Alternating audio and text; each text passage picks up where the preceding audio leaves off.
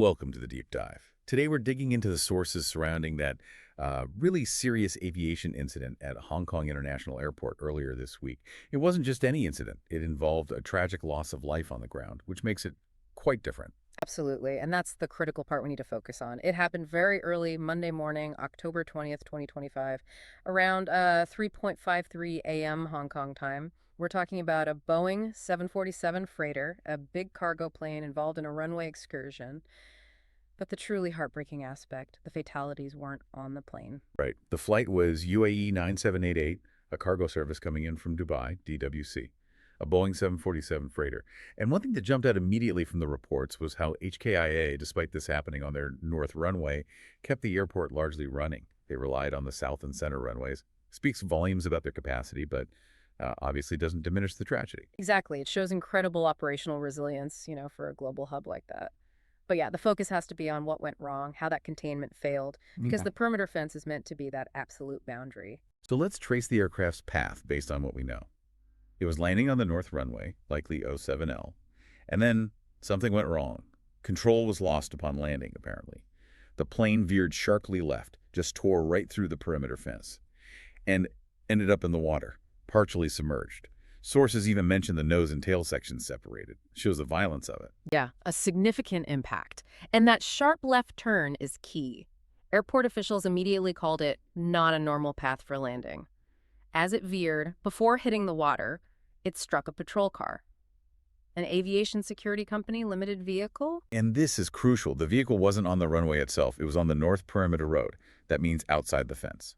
The car, with two security staff inside, was at a designated observation post doing exactly what they were supposed to be doing. Precisely. Following established procedures, they were where they should have been, so the aircraft came to them, essentially.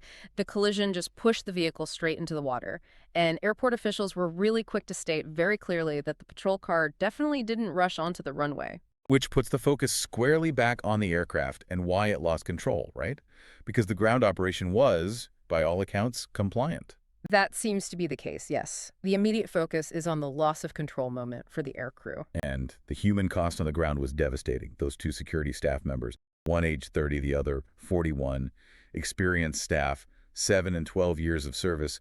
Neither survived. One sadly died at the scene, the other passed away later in hospital. It's just awful, and it stands in such stark contrast to the flight crew. All 4 crew members on the 747 were rescued. Fire services got them out safely. A terrible split in outcomes. And you mentioned some other initial facts that make this even more puzzling. Yeah, 2 things stand out from early reports. First, the pilot apparently didn't issue any mayday call or distress signal, not before, during, or immediately after landing. And second, the weather conditions and general operational environment at the time, they reportedly met all safety standards. So safe conditions, no distress call, but a catastrophic loss of control. That's the mystery the investigators have to unravel. Exactly. If the environment was okay and the pilot didn't signal a major problem, what happened in those critical seconds? Let's talk about the response. The Airport Emergency Center activated immediately. North Runway closed. What else? Well, the investigation kicked off right away. You've got multiple agencies involved: the Air Accident Investigation Authority, the AAIA, Civil Aviation Department, the police. They're all cooperating. HKIA officials have also pointed out that their runway and apron designs meet ICAO standards, international standards. So they seem to be signaling that they don't believe it's an airport infrastructure design flaw. Okay, so the focus is elsewhere. What are the main areas they're looking at? It seems to be 4 key things. The weather, despite initial reports, the runway condition itself, maybe surface water, hydroplaning, that sort of thing. The aircraft, obviously, it's a 32-year-old plane, so mechanical condition is critical. And inevitably, aircrew performance. And the big challenge now is getting the primary evidence, right? The black boxes. Absolutely critical, the flight data recorder and the cockpit voice recorder. Because the plane went into the sea, recovering them is a major operation. They're submerged. Until they get those recorders and analyze the data, understanding why the plane took that not a normal path is, well, mostly speculation. That recovery operation sounds technically demanding. It is. They're designed to withstand impact, of course, but being underwater adds a whole layer of complexity to finding and retrieving them safely and ensuring the data is recoverable. So the official cause. Still undetermined, pending that black box data. And you mentioned the aircraft itself, 32 years old. Mm. And the way it was being operated adds another layer. Yes, that's a really important piece of context for understanding the potential lines of inquiry. It was a Boeing 747 freighter, yes. But although it carried an Emirates flight code, UAE 9788, it wasn't actually operated by Emirates Sky Cargo directly. It was being operated by a Turkish company, ACT Airlines, also known as Air SCT. Okay, so how does that work? It's called a wet lease arrangement, or sometimes ACMI. ACMI stands for Aircraft, Crew, Maintenance, and Insurance. Basically, Air SCT, the lessor, provides the plane, the flight crew, handles the maintenance, and covers the insurance. Emirates, the lessee, pays for the capacity on that route. So Air ACT holds the actual operating certificate, the AOC. Exactly. Air SCT retains operational control. They're the ones certified to fly and maintain that specific aircraft according to regulations.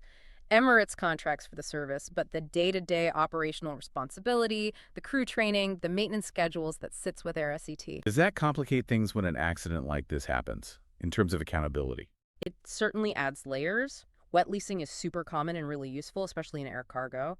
It gives airlines flexibility to quickly add capacity for busy periods or if their own planes are grounded without buying new aircraft. But yes, when something goes wrong, the investigation has to look through multiple organizational structures. You have Emirates' oversight of its contractor, you have AirACT's direct operational standards and safety culture, and then you have the regulatory oversight from both Turkish authorities and Hong Kong's CAD and AAIA. The fact that the AOC rests with AirACT is key, though. Primary operational accountability starts there. And operating a 32-year-old aircraft under that kind of arrangement, does age itself become a bigger factor? Well, regulations require older planes to be maintained to the exact same safety standard as new ones. Age itself isn't disqualifying. But statistically, older airframes need more intensive maintenance, more checks, potentially more parts replaced. The potential risk isn't necessarily the age, but perhaps the pressures within a wet lease model, tight schedules, cost pressures potentially affecting the rigor of that heightened maintenance or, say, crew scheduling. Investigators will be poring over those maintenance logs, you can be sure, looking for any signs of systemic issues, not just a single part failing. It's a complex picture. Let's put this incident in context historically for Hong Kong. Sources noted this is the deadliest airport accident there in over 25 years. It is a grim milestone, unfortunately. And it does make you think back. Aviation in Hong Kong has a strong safety record overall, but major incidents stick in the memory. There was the China Airlines MD-11 crash back in 1999 during a typhoon landing at the current airport HKA. 3 people died then. And going back further to the old Kai Tak airport days, there was the SEAC Trident crash in 1988. That one involved hitting approach lights, 14 fatalities, shows the inherent risks. And when investigators look globally at incidents involving runway excursions, that kind of loss of control on the ground usually comes up as primary causes. A big area of focus in aviation safety generally is LOCI, loss of control, in flight. Now, you hear in flight and think altitude, but the principles can apply here too. A sudden, uncontrolled veer on the runway points to a breakdown in the control loop. Either the aircraft didn't respond as commanded a mechanical issue, maybe hydraulics, flight controls, thrust reversers, even a tire failure, or the pilot's inputs were incorrect for the situation, perhaps due to stress, confusion, or misinterpretation of the conditions. Experts often point to human factors as a leading contributor in runway incidents, but that's often the endpoint of other issues. Training gaps, fatigue, flawed procedures, maybe confusing flight deck interfaces. So it's rarely just one single thing, is it? It's usually a chain of events or contributing factors. Almost always. The investigation has to determine what kind of control was lost. Was it physical control over the aircraft's systems? Or was it the crew's cognitive control over the developing situation? Did something break? Or did the reaction to the conditions, even if deemed safe, go wrong? So wrapping this up for our listeners, what's the key takeaway here? This incident feels unique. It really does. It's this awful intersection of a runway excursion, which, while serious, isn't entirely uncommon globally, colliding with a ground operation that was seemingly doing everything right. It starkly highlights just how many layers of safety and procedure are needed and how complex the environment is at these major cargo hubs. And the investigation's main challenge. It's reconciling that apparent contradiction. You have compliant ground ops, seemingly compliant weather and runway conditions meeting standards, yet an aircraft takes the severe abnormal path. Finding the root cause, especially with the added complexity of the wet lease structure spanning different companies and countries, is going to be a significant task for the AAIA. Okay, so here's something to think about. As this investigation unfolds, considering everything we've discussed, the crew's actions, the older aircraft's condition, the multi-layered wet lease operation, where does the ultimate responsibility lie? in preventing such events in these incredibly busy, complex environments like HKIA? Is it more about the oversight from organizations like the Airport Authority, the main carrier like Emirates, the operator like AirACT, or does it ultimately come down to the individual skill and decision-making of the aircrew in the moment? The North Runway is expected back online soon, maybe within the week, but the questions about managing these risks, especially with globalized operations like wet leasing, those questions are going to remain long after the wreckage is cleared. Definitely keep an eye on the AIA's final report.